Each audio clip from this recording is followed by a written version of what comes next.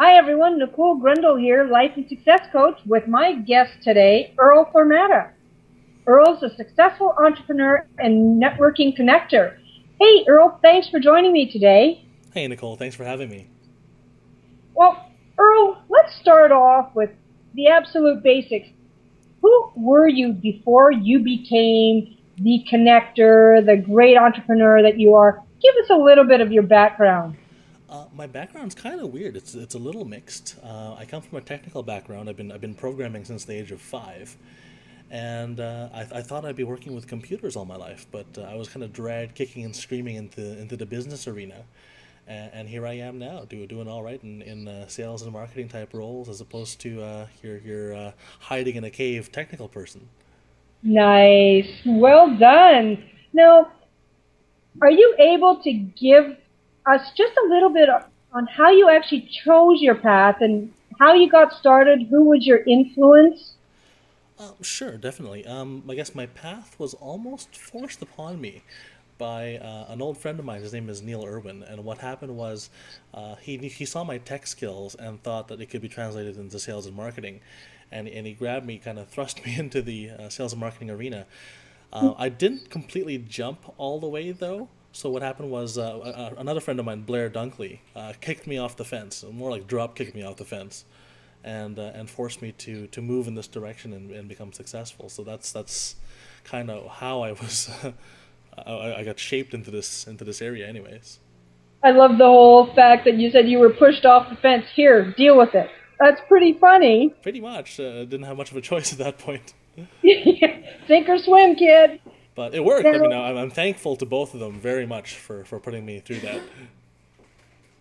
now, can you tell us what was the most difficult part on getting to where you are now?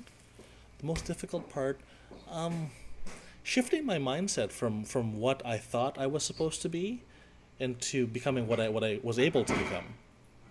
So the whole time I put myself into a box, and taking myself out of the box was the hardest piece. Yeah, I can definitely understand that on how that would be a little bit tough for you. Now, if you had one big piece of information to give your audience right now, what would it be? It's an old adage, but it's practice, practice, practice. Practice makes perfect. I've taught martial arts when I was younger. I taught piano lessons when I was younger. That's the same adage there. In business, practice, practice, practice. I think Malcolm Gladwell puts it in the book Outliers, where I think it's like 10,000 hours is something you've got to commit to something before you can actually become a master at it. So that's practice.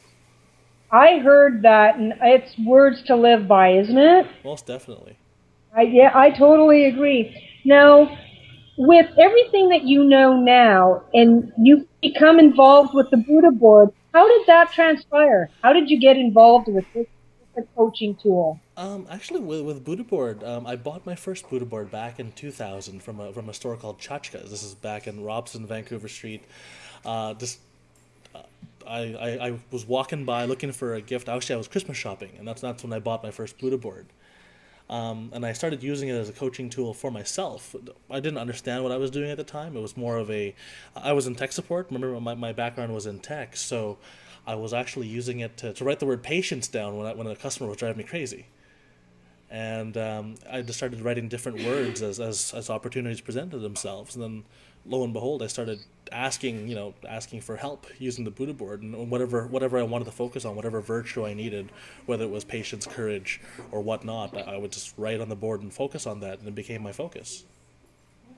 Wonderful. Now, tell me what would be your next step and what do you do with the use of the Buddha board and so on? What really is it that you want to tell and make this Buddha board work for you?